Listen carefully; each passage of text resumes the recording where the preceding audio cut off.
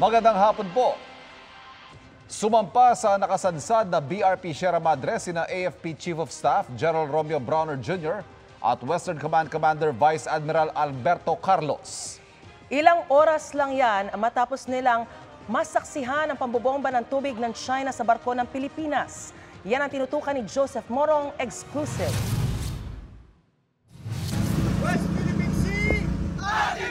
Yan ang sigaw ng mga sundalong nakadestino sa BRP Sierra Madre sa Ayungin Shoal.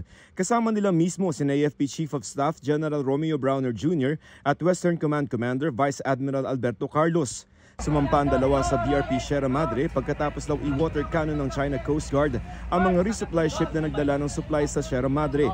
Nasaksihan ni Browner ang pag-water cannon ng China sa resupply ship. Wino-water cannon na kami. Pati na ang pagdikit at pangaharas ng China Coast Guard at Chinese maritime militia vessel nito. Sa Sierra Madre, nag-budol fight sina Browner at Carlos kasama ang mga nakadestino sa Sierra Madre. Sa Sierra Madre, na sentro ngayon ang tensyon sa pagitan ng Pilipinas at China, isang paalaala ng paninindigan ng Pilipinas. Para sa GMA Integrated News, Joseph Morong, nakatutok 24 oras. Isang araw matapos ang pambobomba ng tubig sa mga barko sa Bajo de Masinloc, ang mga nagre-resupply mission naman sa Ayungin Shoal ang ginamitan ng water cannon ng China. Tinutukan niya ni Von Aquino. Binomba na nga ng tubig, dinikitan pa hanggang sa tuluyang binangga ng barko ng China ang gilid ng Uniza May 1. Binomba rin ng tubig ang BRP Cabra habang pinagigitnaan ng barko ng China Coast Guard at Chinese Maritime Militia vessel. Hindi rin pinalampas ang ML Kalayaan. Ayon sa National Task Force for the West Philippine Sea, nangyari yan habang patungong Ayungin Shoal ang mga Philippine vessel para maghatid ng supply sa BRP Sierra Madre kanina. Sa lakas ng water cannon, matindi ang napinsala sa makina ng ML Kalayaan, kaya tumirik at kinailangang hilahin ng BRP Sindangan papuntang Ulugan Base sa Palawan. Nasira naman ang mast ng BRP Cabra. Ang mga pangaharas na ito laban sa lehitimong rotation at resupply mission sa Ayungin Shoal, muling kinundina ng National Task Force. Git nito, nasa Philippine Exclusive Economic Zone o EEZ ang Ayungin Shoal at walang sovereignty ang China. Hindi raw mapipigilan ng Pilipinas sa pag-exercise nito ng mga karapatan sa ating maritime zones kabilang ng Ayungin Shoal. Ang maritime security expert na si Ray Powell, sang-ayon sa ginagawa na aniyay assertive transparency campaign o ang pagpapakita ng Pilipinas ng mga litrato at video ng mga tunay na nangyayari sa West Philippine Sea. First of all, it's resulted in the building of a lot of national resilience. They've also resulted in a lot of international support. May epekto rin daw ito sa reputasyon ng China sa buong mundo. It may take a little while for China to adjust and figure out that what it's doing right now is hurting it more than it's helping. Para sa GMA Integrated News, Von Aquino, nakatutok 24 oras. Bukod sa murang Christmas decor, dinaragsa rin sa Divisoria sa Maynila ang mga panregalong pwedeng i-personalize. Nakatutok live si Jamie Santos. Jamie, ano-ano ba yan? Maris, unti-unti nang dumarami yung taong nagtutungo rito sa Divisoria, namimili ng pangregalo 15 araw bago Pasko. Kanya-kanyang hanap at pili ng mga pangregalo at pamasko ang mga mamimili dito sa Divisoria, Maynila. Halos bagsak presyo ang ilang paninda, mula sa mga damit, Christmas decor at laruan. Ilan sa mabenta ngayon dito ang mga personalized item tulad ng milk tea mug at coffee mug. Okay din daw ngayong pangregalo ang mga produktong gawang Pinoy.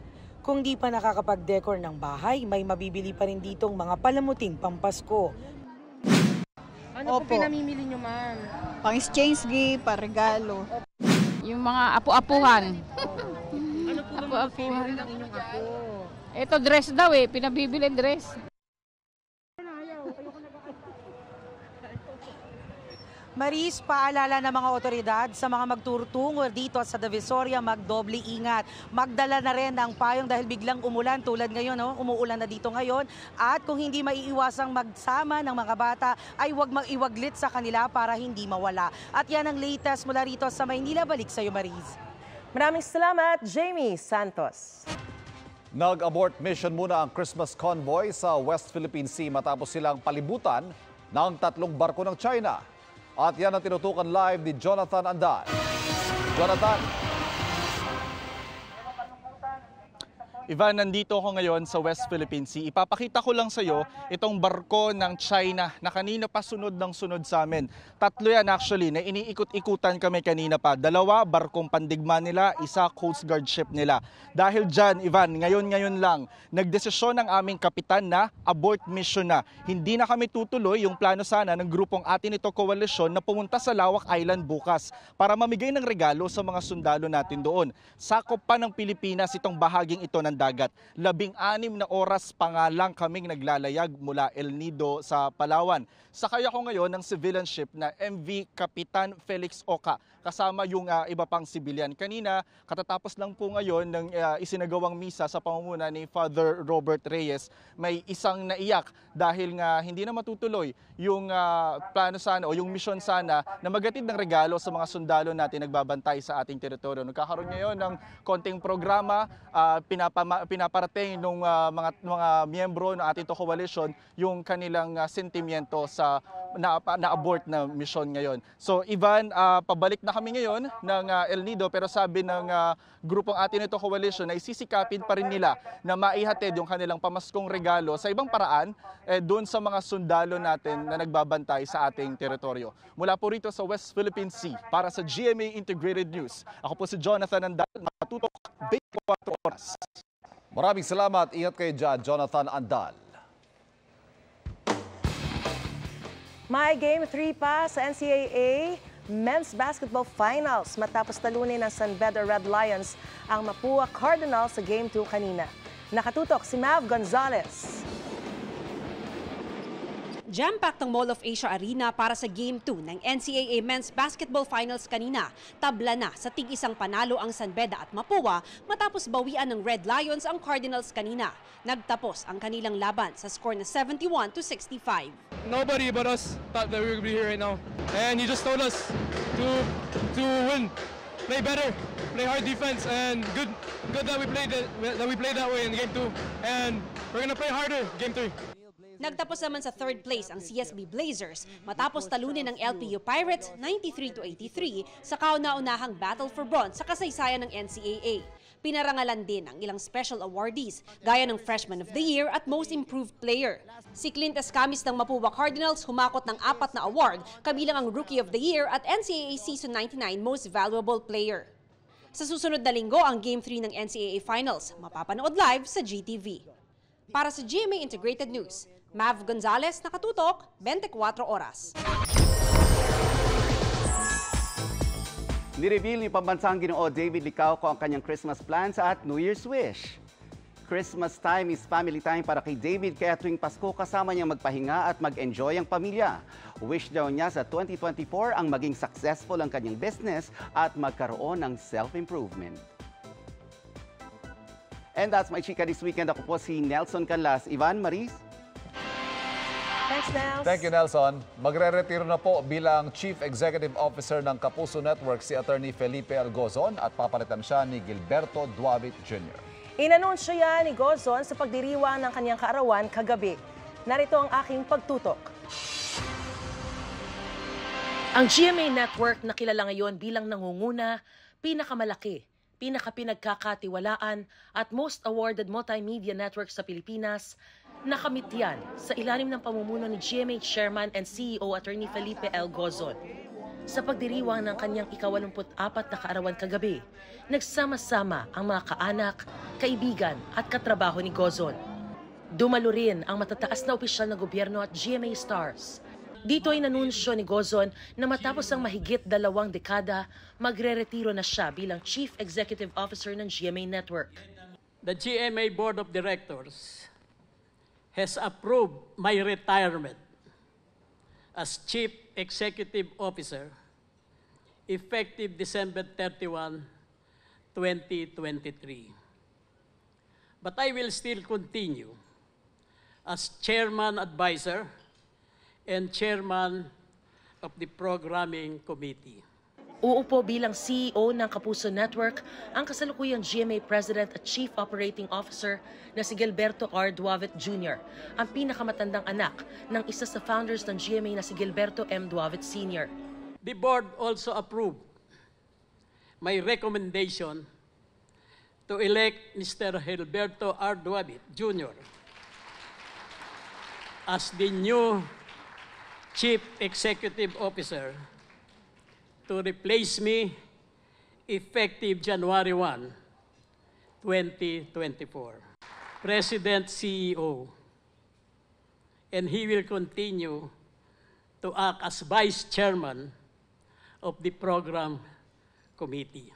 Si Duavit, nakaupo ring Chairman ng Executive Committee, Chairman of the Board din ng GMA Network Films, at opisyal din ng ilang subsidiaries ng GMA Network. President at trustee din siya ng GMA Kapuso Foundation Incorporated. Magsisilbi ng mga Executive Committee Chairman si Joel Marcelo G. Jimenez, anak ng isa sa mga founder ng GMA na si Menardo R. Jimenez. At the recommendation of Mr. Jimmy Duavit, to which I concurred, the Executive Committee has elected Mr. Joel Marcelo Jimenez as the Chairman of the Executive Committee. Vice Mr. Duavit, who resigned as Chairman of the ExCom effective December 31, 2023. Si Jimenez ay President at CEO ng Menarco Holdings at CEO ng Alta Productions Group Incorporated. Director siya ng RGMA Network Incorporated, Executive Committee Chairman and Director ng GMA New Media Incorporated, at iba pang subsidiaries ng GMA Network. I am very proud and gratified that over the years, GMA Network has provided the public with superior quality and innovative entertainment and public affairs programs and news na walang kinikilingan, walang pinoprotektahan, walang kasinungalingan, serbisyong totoo lamang. Sa talumpati ni Gozon, muli rin niyang pinasalamatan ang Panginoon sa mga biyayang kanyang natanggap na higit pa raw sa kanyang ipinanalangin, kabilang ang kanyang kabiyak na si Tessie Gozon. I particularly thank the Lord for Tessie, a good wife given to me by God, who, after going steady with me for 11 years and being married with me for 54 years and 6 months, I can truly say is the love of my life. Sa birthday toast na pinangunahan ng kanyang anak na si Attorney Philip Gozon, binigyang pugay niya ang ama. At the workplace, FLG is well known for being a strict chairman and chief executive who demands perfection. Having him as a boss can be quite intimidating and extremely rewarding. There is, however, one trait that stands out with my dad, and that is integrity.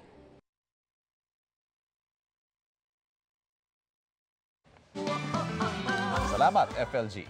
Yes, Mga kapuso, thank you, sir. 15 days na lamang po at Pasko na. At yan ang mga balita ngayong weekend para sa mas malaking misyon, para sa mas malawak na paglilingkod sa bayan. Sa ngalan ni PR Kanghel, ako po si Mariz Umali. Ako po si Ivan Mayrina mula sa GMA Integrated News, ang News Authority ng Pilipino. Nakatutok kami 24 oras. Magandang balita mga kapuso, kahit ano pa man ang oras, mapapanood ang 24 Oras Weekend at iba pang newscast sa youtube.com/GMA News. I-click lamang ang subscribe button. Sa mga kapuso abroad, maaari po kaming masubaybayan sa GMA Pinoy TV at www.gmanews.tv.